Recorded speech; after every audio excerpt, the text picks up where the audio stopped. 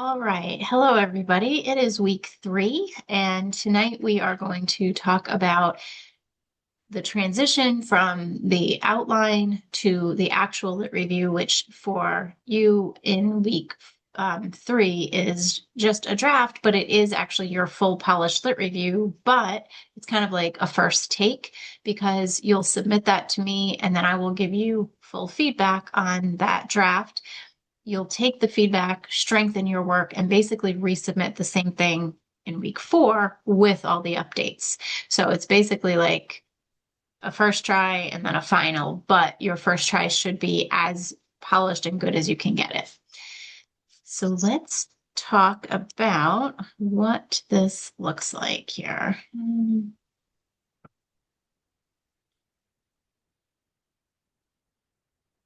Okay, so I'm actually going to go right over to these tonight. Okay. So moving from the outline to the lit review, and again, just to kind of reiterate what I said in my weekly announcement, I've built this process. If you look up how to write a literature review or how to develop one, you kind of have a core process, but there's different ways to achieve kind of each step and to go about this. So the current process is the result of me watching students over the past 8 years going, okay, how can we make this better? How can we make it easier for students and make it a little bit more seamless? So this is where we are. I think it is beneficial to students if you follow this process. Who knows, come back in 3 years, I might have a different process. But right now, I do think this is beneficial. When you start to skip pieces of this, you're not going to know if it's beneficial or what works for you. And you're probably not going to get the best grade you can get on the piece that you're actually skipping. So just, keep that in mind. This isn't meant to be a bunch of busy work to try to move you through a process. It's meant to be a process that will hopefully help most of you. When you transition to doing your own lit review for its weeks 5 and 6, you're working on it. You don't have to walk through all the steps. If something didn't work for you or you want to tweak it or change it, that's fine. But right now you're walking through all of this. So week 3, you are writing a literature review as polished and clean and final as you can get it. Then I'll provide feedback and then you will redo it for week 4 or really submit the same work with the updates.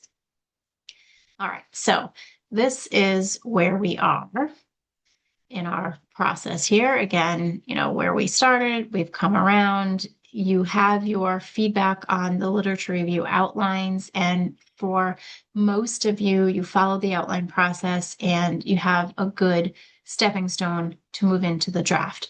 Some of you wrote drafts, but they were incomplete, so it was a little bit difficult to, determine where you might be going next with that. My best advice, if you wrote some kind of draft, that you're going to need to expand your sections, because I don't think there was anybody, maybe one person, who hit the length of content that's required. So I'll look at the assignment requirements afterwards, but moving through the process. Some of the notes that I've given you in weeks 1 and 2 have specifically applied to the work from weeks 1 and 2.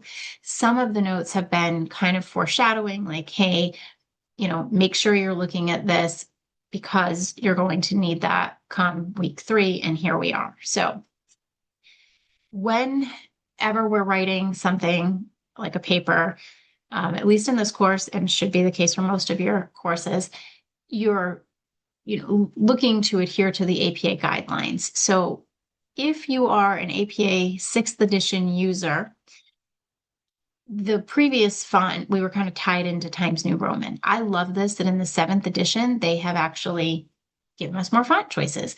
But with the choices comes different sizes. So you just have to make sure that if you're choosing a different font besides size 12 Times New Roman, that you're making sure you know the size for the font that you're choosing. And these are the fonts that are available. All right. So I did make quite a few comments about headings. The headings are, they were important in the outline. They're going to be extremely critical in your draft. The rules for the headings are kind of the same. So what I might have noted on your outline still, applies in the draft, but you may have more levels in the draft.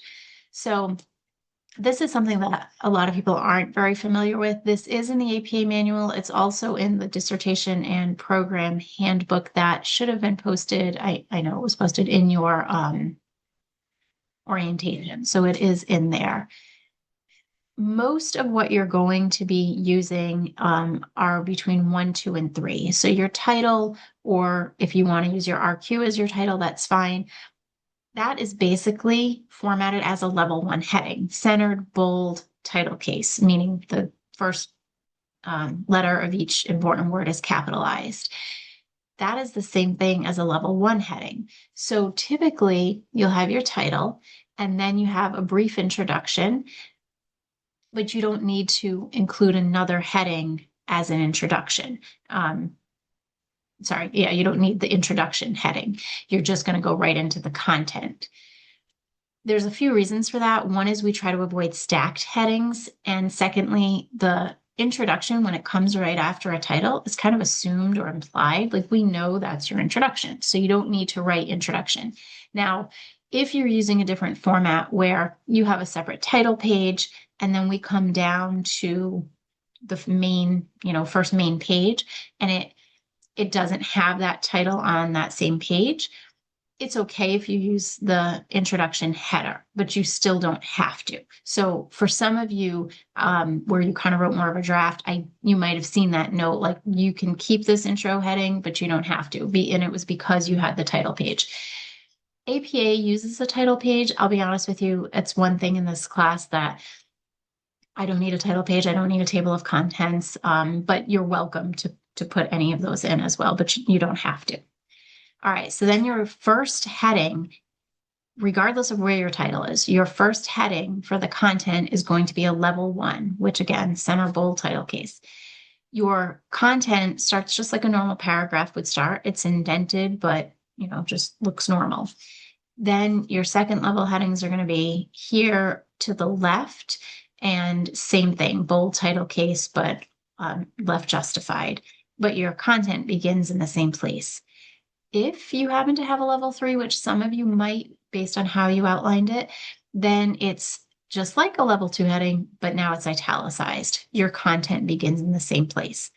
I'm pretty sure no one's going to have level 4 or 5. If you do, you can follow these. It's a little bit less traditional, where it kind of starts the beginning of the paragraph instead of separated. It's just the beginning, and then your content flows right after it.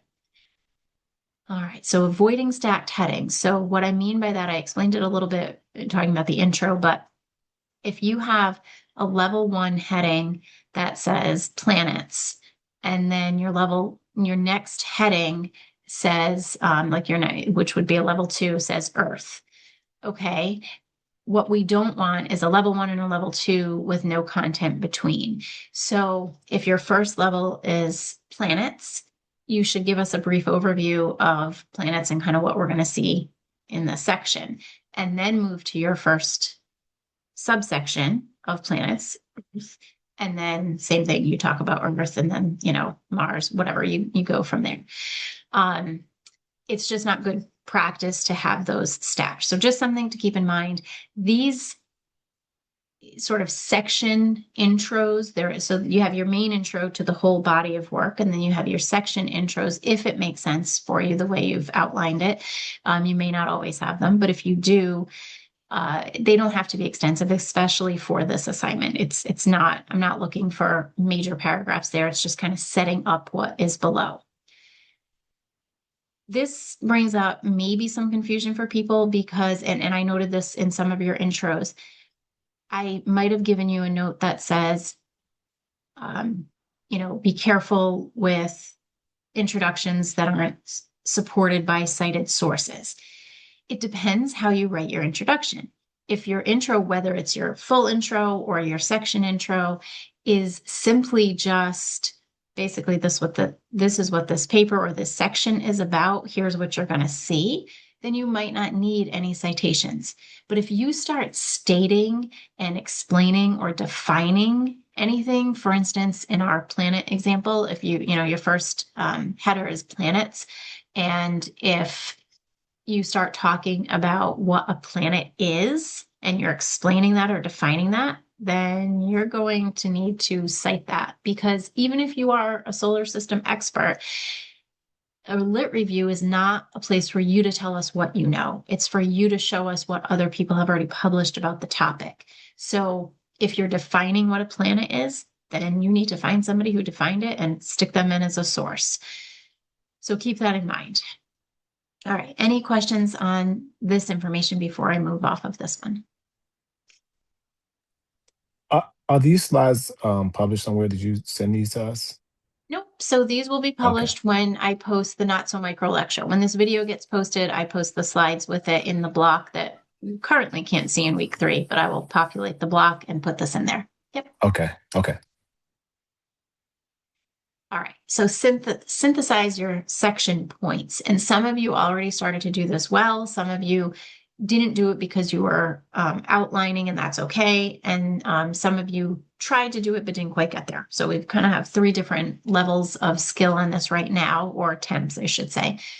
So synthesizing your literature is where you're bringing in all the points together in a section and making it sound like a cohesive section. So, for example, if you have 3 articles about the planet Earth, and you pull different points from them, what you don't want it to look like is Article 1 says this about Earth, Article 2 says this about Earth, Article 3 says this about Earth. Sometimes that's unavoidable, and that is going to happen within a section, and again, sometimes. But what you're really trying to do is talk about the points and then support it by the source that said it. And sometimes you're going to find, oh, that same point was noted in both articles or all 3 articles. And then I can cite it by all 3 or 2 or whatever in that place. So within a section or a subsection, you may see more of what looks like a series of article reviews where Article 1 said, Article 2 said, Article 3 said. Avoid it where you can. However, as a total cohesive work, I really shouldn't be looking at this going, oh, yep, Smith said, Jones said, Barney said, this one said, whatever. It should look like a cohesive paper. So if we're doing solar systems and our first section is planets, and then our other one is, stars or whatever, within the sections, the content is synthesized. These 2 sites here have some really good information on synthesizing. So they kind of walk you through some information and then kind of how to begin and give you some tools here. And well, I actually really like this. I don't know how to make this bigger. Okay, here we go. So you're probably still not going to be able to read it, but basically what it does is shows you 4 examples of student work kind of on, the same topic. They are on the same topic. Taylor Swift, so who knew? But it shows you the difference in the work and how it sounds when it's not synthesized and what it sounds like when it is synthesized. So one shows a good example, the 4th column, D. So this is the one that is the better example here. Oops, control, let's see if I could get it any bigger. So I'm not going to read them, but you can see if you look at this first one, you've got, this is all the same author cited all the way through. Maybe 2, no, just one author cited all the way through. Then here you have so the authors are color coordinated, right? So you have what Dickey said, and Dickey said is in blue, but then you've got some yellow and green. So you're kind of alternating a little bit there, but still it's like Article 1, Article 2, Article 3, back to Article 1, okay?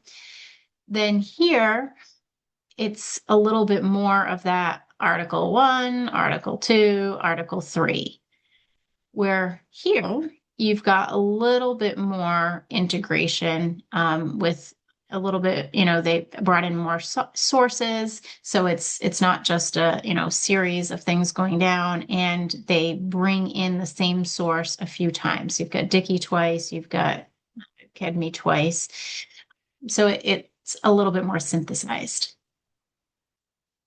All right. And then this site here also gives you examples and some good information on synthesizing. So those are there in the PowerPoint for you. Questions or concerns, thoughts on synthesizing? Hi, Dr. Bilodeau. It's Janelle. So I think this is a good recap on synthesizing because I thought when you talked about it earlier for the paper, I thought you meant to not have, just as you said, like author A said this and author B said this. And so I tried to make it not flow that way, but flow a little differently. So I guess that still wasn't the appropriate way because we still have to cite within that. And I guess that's the tricky part. Yeah, it is. And again, I don't expect you guys to be experts yet, but at least doing your best to synthesize. It is a little bit difficult because you have so few sources to be writing this. So it's kind of like, if we had a 16-week course, I'd give you more time to find more sources, to be writing, etc. But I don't want you spending weeks looking for sources. So it's like we get our sources and we run with them. So with the 6 sources, are you going to have some places where, even that other article, you can see there's a little bit of, article 1, 2, but then bringing it back in. And so tying it back together, just doing your best to do that. And Janelle, I don't remember, honestly, when I grade, I don't look at names. So I'm grading. And then when I write your final comment, I go look and see whose did I just grade so I can speak to you. But then that makes it so much harder for me to remember exactly who did what, because when I read it, it's blind and I'm like, I don't know whose it is. All right. Just so you know, when I review work, and I did this week, I go back and look at your previous week or weeks of work to see, did you grow? Did you listen to my comment? Where did you, what direction did you move in? So in week 3, I spend a good amount of time going back to the week 2 outline and really checking, okay, did this transfer in? How did this move over? Did you listen to the feedback, et cetera? And then I definitely do that in week 4. Okay, so synthesizing your points, what it is and what it's not, or what you should do and what you shouldn't do. Basically combine points into cohesive paragraphs. So again, this is where when I explained how to do the outline, I was telling you to create your sections by theme or topic, not by article. And that's the same, point here. Using the connective language and alternating your citations so that you have some parenthetical, some narrative citations, and then using transitional language as appropriate. If you're ever unsure, then just cite. Don't worry about trying to use language to make it all fit. Just if you're not sure about how to make it known to the reader that this is from this source, then just cite it normally. All right, you're not going to be producing a series of article reviews, listing one point after another in sentence form, or using too many direct quotes. So we always want to keep direct quotes to a minimum for this assignment. You're like maybe 1, 2 at the most. And for those of you that have been paraphrasing, which I will say in this cohort, most of you have paraphrased right from week 1. And if you didn't, you picked it up in week 2. There's still 1 or 2 of you that hasn't paraphrased yet, which is going to make your transition to the literature review a little bit more difficult, because now you're really going to have to paraphrase that information at this point, which is fine. But if you've already done it, you're kind of one step further. Direct quotes should be kept to a minimum, and they shouldn't be very long. So I wouldn't expect to see any block quotes in this assignment, which is 40 or more words. We don't need a 40-word quote in this. If it's, there should be information that you can paraphrase, or if you absolutely can't, that you can do it in a shorter quote. All right. So your words, their thoughts. This goes along with paraphrasing. This is huge. And I always remind students of this. Your words, their thoughts. So literature reviews, you know, I just told you it's not your knowledge coming through. This isn't the time for you to shine and tell everybody what you know about the topic. This is your time to shine, to show everybody what good literature research you can do, and then relay that to us. But it can be a little bit difficult when you're trying to present the problem and, why, like, or the research question, like why you're doing this topic, et cetera, where some of your thoughts can get in there. Most statements in a literature review should have a source to support them, right? So very few statements are going to be just like off the cuff. It should be pulled from somewhere. Because again, you're just learning this, I know that you're going to maybe have some instances where you have a sentence that, it's a transition sentence. Okay. And it's not cited because it's the way you're transitioning, and that's fine. In your feedback for the week 3 assignment, if I think that there's a sentence, a statement anywhere throughout, multiples throughout, whatever, that needs to be cited, I will say cite. And then when it comes back in week 4, that should be cited. If it's okay and it doesn't need to be cited, then you're good. All right, so APA style for in-text citations, we covered this pretty extensively in week 2, but I just wanted to put a reminder in here for how to do the narrative and parenthetical citations. Mostly everybody's got this pretty, you've got it down pretty well. Some of you are adding like an extra comma after the first author and when it's et al. Some people are doing a comma if it's 2 citations in 1 parentheses. It should be a semicolon in between. So there's a couple things. Oh, and I did see this a few times where people are, if it's multiple authors, so 3 or more, where you're writing all the authors in the in-text citation. As soon as it's 3 or more, you go to et al. If it's 2, you can use AND for narrative, and ampersand for parenthetical. If it's just 1, then it's pretty obvious. This is direct quote information. I'm not going to cover this because I already did, and I really don't want quotes, so I'm going to just leave it here if you need it. Connective language we covered as well. I think it was last week. So this is when you have information from the same source and you're trying to be a little more creative with how you present it, as opposed to parenthetical citation, parenthetical citation, parenthetical citation. This gives you a little more flexibility on how you can present that information. It doesn't always work, but it's something that can be helpful.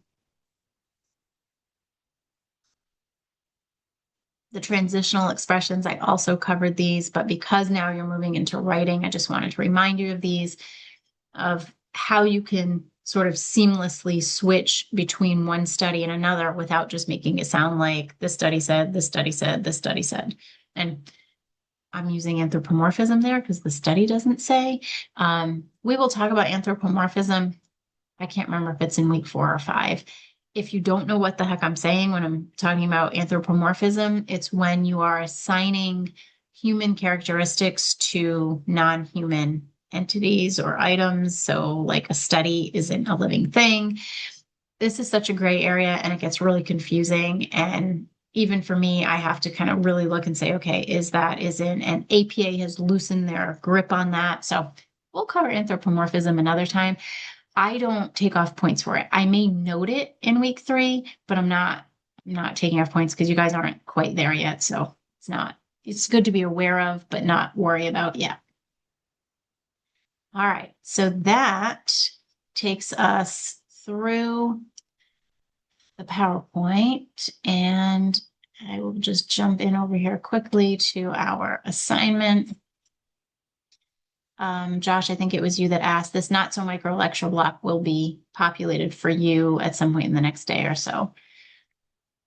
And here is the literature review draft assignment. So keep the instructions in mind. This is where some people went wrong in week 2, really.